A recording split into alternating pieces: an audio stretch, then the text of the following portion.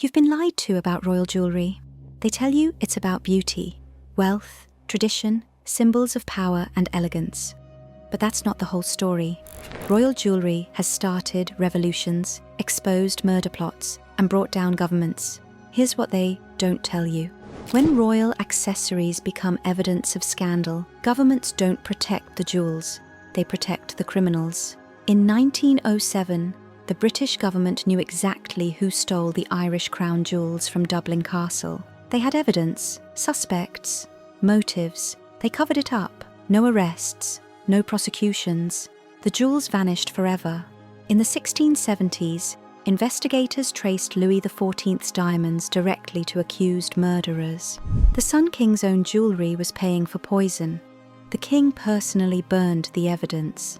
I'm going to show you exactly how royal jewelry caused political upheaval and why these scandals still matter today. But before we dive into these scandals, if you want to uncover the real stories behind royal history that they don't teach in school, hit that subscribe button right now.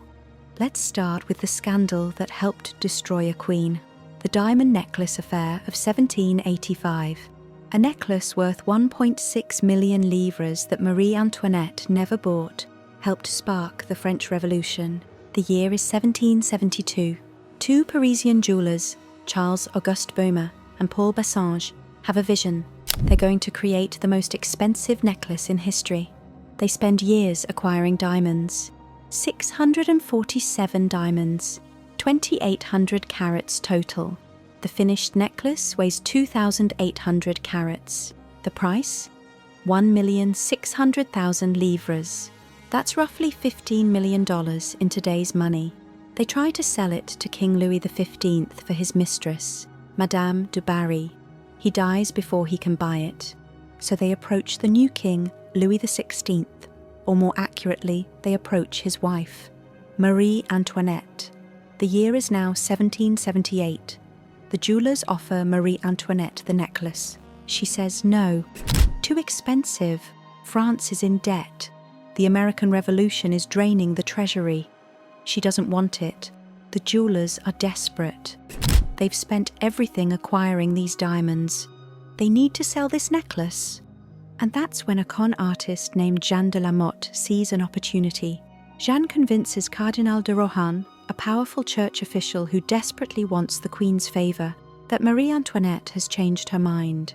She wants the necklace, but she needs the cardinal to acquire it for her secretly. Why secretly? Jeanne claims the Queen is embarrassed about the expense. She doesn't want the public to know. The cardinal believes her. Why? Because Jeanne stages a meeting. August 1784, the gardens of Versailles. Late at night, the cardinal meets someone he believes is Marie Antoinette. It's not. It's a prostitute named Nicole Legay who looks like the Queen.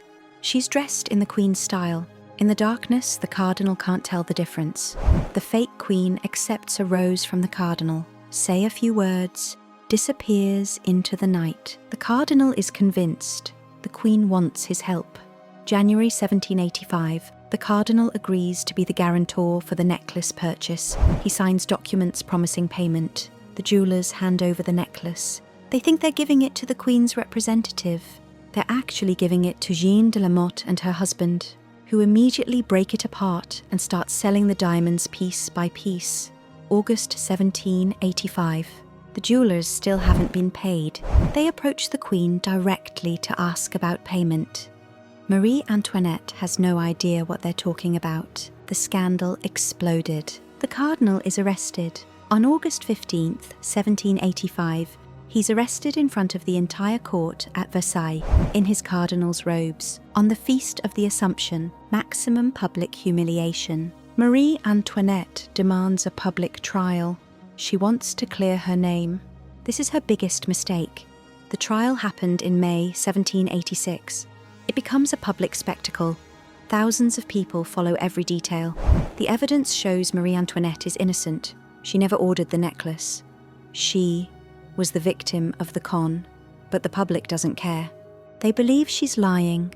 They believe she bought the necklace and is now trying to avoid payment. Why? Because the story fits their existing belief about Marie Antoinette. She's extravagant, She's selfish. She wastes money while France starves. The necklace she refused to buy becomes proof of everything they already believe about her. May 31st, 1786. The cardinal is acquitted. Found not guilty. The crowd outside the courthouse cheers. For Marie Antoinette, this is a disaster. The court just ruled that the cardinal, who claimed to be acting on her behalf, was innocent. Which implies what?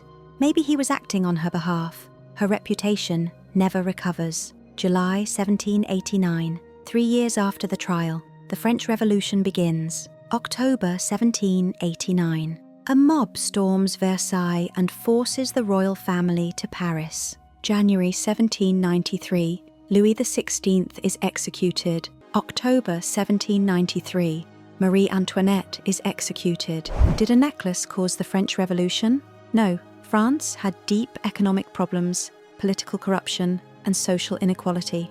But the diamond necklace affair destroyed whatever remaining credibility the monarchy had. It convinced the French people that Marie Antoinette was corrupt, dishonest, and wasteful.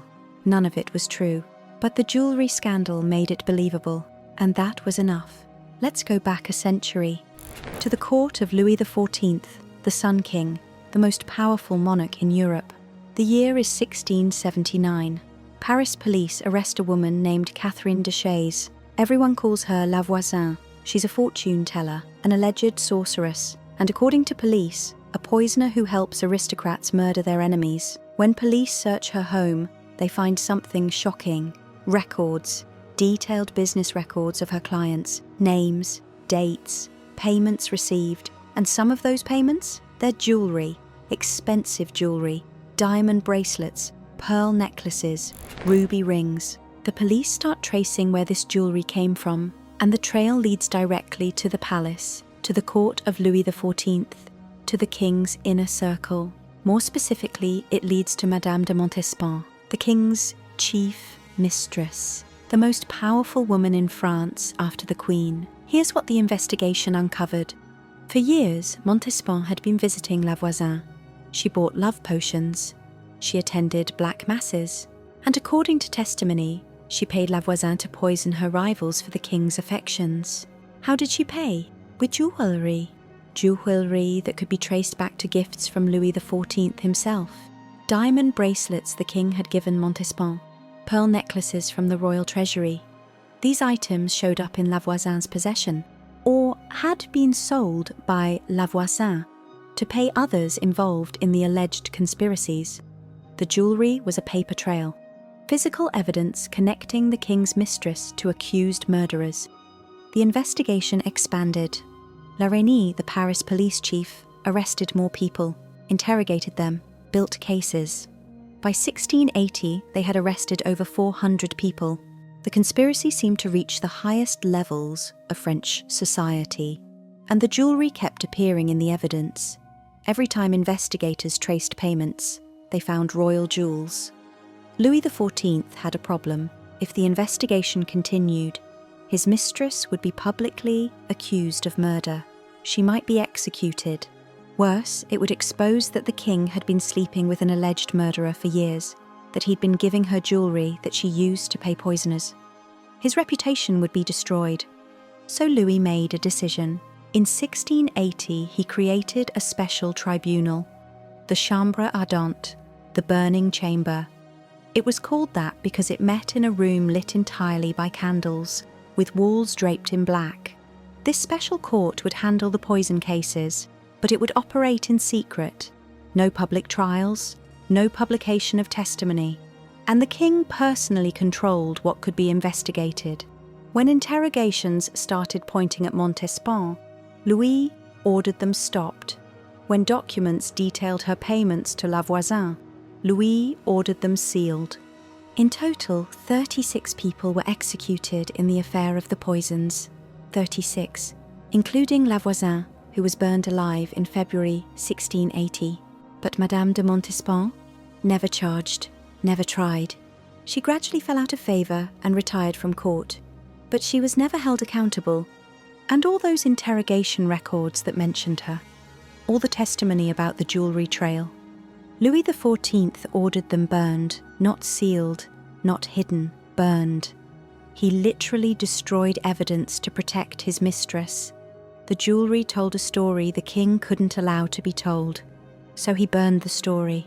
But some documents survived, enough for historians to piece together what happened. The diamonds don't lie. The pearls don't lie. They were there. They changed hands. They connected the palace to the poisoners. Louis XIV, the Sun King, the absolute monarch who supposedly controlled everything, couldn't control what his jewelry revealed. So he did the only thing he could. He made sure no one would ever hear the full story. July 6th, 1907, Dublin Castle, the headquarters of British rule in Ireland. A clerk named William Stivey arrives at the Bedford Tower for work. He goes to check on the safe where the Irish crown jewels are kept. The safe is open. The jewels are gone. 5 gold collars. Each collar is covered in diamonds, rubies, and emeralds. There's also a diamond star, a badge covered in Brazilian diamonds. Altogether, the insignia of the most illustrious order of St. Patrick. Today, these would be worth roughly $20 million. Gone. This is a disaster, and not just because of the value King Edward VII is arriving in Dublin in 4 days. On July 10th, 1907, he's coming for an official visit. The crown jewels that should be displayed for the royal visit have been stolen from the most secure building in Ireland. The British government panics. They launch an immediate investigation, led by Chief Inspector John Kane of Scotland Yard. And very quickly, the investigation identifies suspects. The jewels were kept in a safe in the Office of Arms, the office of Sir Arthur Vickers, the Ulster King of Arms. He was responsible for the jewels. Only a few people had keys to the building and the safe. Vickers, his staff, a few close associates. The investigation focuses on Vickers and his inner circle, particularly Francis Shackleton. Francis Shackleton was the brother of Ernest Shackleton, the famous polar explorer. But Francis was nothing like his famous brother. He was a Dublin herald in the Office of Arms. He had access to the building. He had debts, serious debts, and he had a motive. The investigation also discovered something else. Sir Arthur Vickers had been careless with security. He hosted parties in the office, late-night drinking parties. He let friends have access to the keys. On at least one occasion, someone at a party wore the crown jewels as a joke. The security around these priceless national treasures was basically non-existent. But here's where it gets interesting. As the investigation dug deeper, they uncovered something the British government found very uncomfortable. Several of the suspects, including Vickers and Shackleton, were involved in homosexual relationships. In 1907 Ireland, this was illegal, scandalous, career-ending. There was evidence that some suspects might have been involved in a homosexual social circle, that this circle included other prominent Anglo-Irish figures, and there were hints that blackmail might be involved. Did someone steal the jewels? Or did Vickers sell them to pay blackmail? Or to fund something else he couldn't publicly admit to? The investigation was getting close to answers, and then the British government shut it down. In January 1908, a commission of inquiry was held, but the proceedings were limited. Key witnesses weren't called. Critical evidence wasn't examined. The commission's report blamed Sir Arthur Vickers for negligence. He was removed from his position. His career was destroyed. But no one was charged with theft. No one was prosecuted. No arrests were made. Francis Shackleton, the prime suspect, left Ireland. He went to London, then to Monaco. He was never arrested. He was never even formally questioned after the initial investigation. Why? Because prosecuting the theft meant exposing the homosexual scandals. It meant public trials where these relationships would be detailed in court, where prominent Anglo-Irish families would be humiliated. The British government decided the political cost was too high. Better to blame Vickers for carelessness. Better to let the actual thieves walk free. Better to never recover the jewels than to expose what really happened. Sir Arthur Vickers spent the rest of his life trying to clear his name. He insisted he was innocent. He claimed he knew who stole the jewels, but was being silenced. In 1921, during the Irish War of Independence, Vickers was living at his home in County Kerry. On April 14, 1921, IRA gunmen broke into his house and shot him dead. Some historians believe he was killed because he knew too much, that he could connect the jewel theft to powerful people, that he was eliminated to keep him quiet. Others think it was just the random violence of the Civil War. We don't know, because the investigation was never completed. The truth was never uncovered. The Irish crown jewels were never recovered. To this day, no one knows where they are, but we know why they disappeared. Not because the theft was too clever to solve. The investigators knew who did it. The jewels disappeared because the truth was more valuable than the jewels themselves. And the British government chose to protect the truth rather than recover the treasure. Jewellery became evidence that threatened powerful people, and governments chose cover-up over justice. Here's why this matters. First, jewellery is physical evidence. You can destroy documents. You can kill witnesses. You can rewrite history books. But jewellery exists. It can be photographed, traced, authenticated, sold. It moves from hand to hand, leaving a trail. These patterns still happen today. Modern royal jewellery scandals follow the same formula. Who gets which jewels reveals family hierarchy. Who wears borrowed versus owned pieces shows status. When Meghan Markle wore certain jewellery, the press analysed what it meant. When Camilla inherited Queen Elizabeth's jewels instead of passing them to Kate, people read it as a statement about who matters in the family. These aren't just accessories, they're messages, evidence, symbols of power. And just like in 1785, 1679, and 1907, when jewellery tells an uncomfortable truth, powerful people try to control the narrative. Now here's my question for you. Which scandal shocked you most? The innocent queen destroyed by a necklace she never touched? The Sun King burning evidence to protect his mistress? Or the British government letting crown jewel thieves walk free? Let me know in the comments. And if you want more stories about the royal scandals they tried to bury, hit that subscribe button. Turn on notifications, because I've got more coming. Thanks for watching. I'll see you in the next one.